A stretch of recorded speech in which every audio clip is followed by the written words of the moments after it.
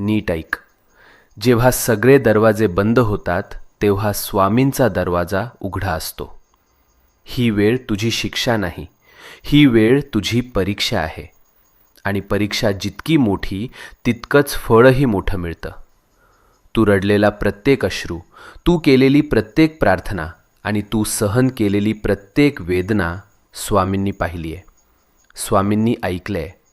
आणि आता स्वामी सांगत आहेत, बस झालं रडणं, आता उभं राहायची वेळ आली. भूतकाळ तिथेच सोड.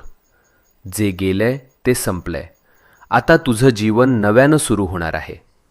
नवीन संधी, नवीन आनंद, नवीन यश, सगळं तुझ्या दाराशी उभं आहे.